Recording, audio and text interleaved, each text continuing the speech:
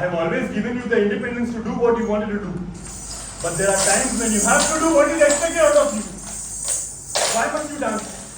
It does not give you any income. Is it because of your wife? Is she the one who is forcing you to dance? Nobody is forcing me. She may be by influencing you. Maybe it's her and not you. That's one thing I regret. Consenting to your marriage. Don't pretend. You took it or image that of a liberal-minded person to have a daughter-in-law from outside of your society. For that, I repent. What do you mean? Where does she go every Monday? You know and you don't tell me. Where are your progressive ideas now? This is different. Where is the revolution? Where is the spirit of revolution? You didn't fight to gain independence. You fought for the power in your hand. And why are you as conservative and prudish as the people who are ruling over us? You are mistaken. Gaining independence was a part of our goal. And somebody had to be in charge. It is now what we do that counts. And our main priority is to eradicate certain unwanted and ugly practices which are a shame to our society. Like dowry and untouchability. That too, you know perfectly well what I mean. You have no knowledge of this subject. You are ignorant. We are building houses for these unfortunate women. We are educating them, we are reforming them. Reform? Don't talk about reform. If you really wanted any kind of reform, you would have let them practice their art. And encourage open prostitution? Send them back to their homes. Send them to your temples and give them awards for preserving their art. My son, you are the mistake. You are the ignorant one. Most of them have given up their art and have taken it to selling their bodies. Wait. Have taken it to selling their bodies. I told you this was wrong. Have you gone mad? Why don't you send them their homes and give them their professions? I will not have our temples turned into brothels. And I will not have my art turned down into a handful of stubborn-minded, narrow-minded people and fancy pretentious ideas. Nobody is staying down your art. It is the people who perform it for what reason? They are trying to build. It's okay. You should be pleased that people from respectable families like yours are interested in reviving this dance.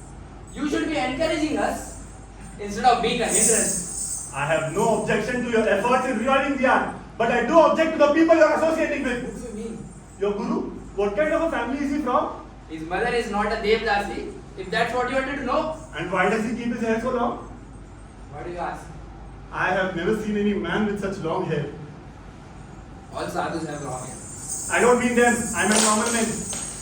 What are you trying to say? That all men don't keep their hair so long, especially normal men. Are you trying to say that he is not? Are you saying? I have also noticed the way he walks. This is disgusting. You are insane. Coffee for the artist. There, will you have your coffee here? Like people inside the Guruji. I'll get your father's tea in a minute. There, do you want yours here? Will you have it with Guruji? Well, I'll keep yours here and I'll take mine inside. Ratna. I will have it with you. No, it's alright. You can have it here. Give your father some company. I'll manage inside. Give me the thing. Give me the thing. I will serve them. You make tea for your father-in-law. Oh, I'll get you tea. I don't want to eat. No, it's okay. Sit down. Sit down.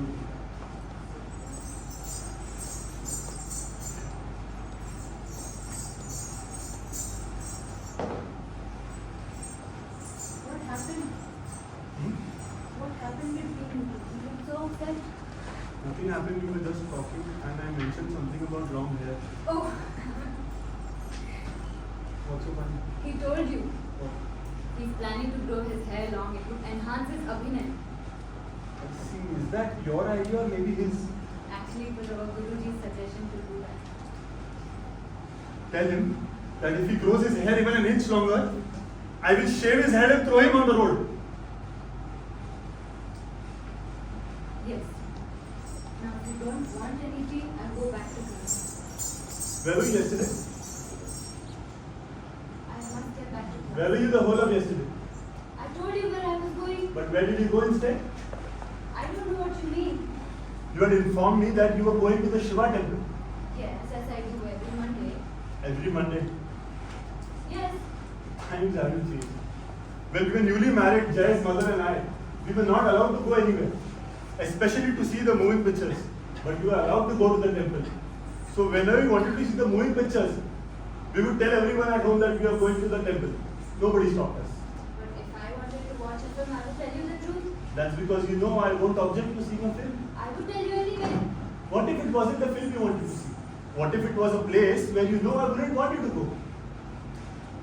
And where would that be? You know it very well. Because that's where you go every Monday. It was fortunate for me that it was Patel who saw you going there. And I can trust him to keep his mouth shut.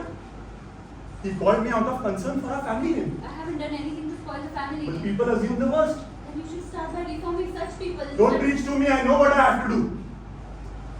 I have always been taught to speak to my elders with respect. But since I haven't done anything wrong, there's no reason for me not to speak up. Chenniyamma is the oldest living exponent of the Mysore school and the only link we have to the old school. She's 75 years old and she's dying. She doesn't even have a single student who's dedicated enough to absorb her knowledge. She doesn't even get any relatives or children visiting her. Oh, she does get the occasional journalist or a curious photographer or foreigner visiting her, but what can they do for her? They will just give her a few annas out of pity. But she doesn't mind all that. She doesn't mind being poor or lonely. But what really frustrates her is that all her youth she never had the opportunity or the freedom to express her art. All her childhood years were spent in training, the kind of training that she cannot even use. All a waste for her. Now she's spending time at the temple steps doing what? Selling flowers. When she came to know that I was a dancer, she came to me, she greeted me and pleaded with me to learn the old art form that she knows by memory. It is important for her to impart the knowledge that she has to someone who is worthy of it, and it is important for me to see what she has to offer. That's why every Monday, instead of going to the Shiva temple, I'm going to her house. And practicing her kote art for all the passers-by to see. Only the ones who are curious will to peep over her walls and to see who's doing the dance and who's jingling the bells.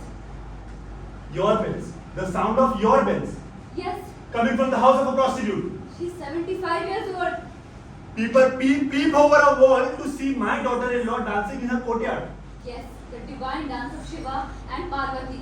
And you think what you're doing is right? Yes, my husband knows where I go, and I have told him and I have his permission.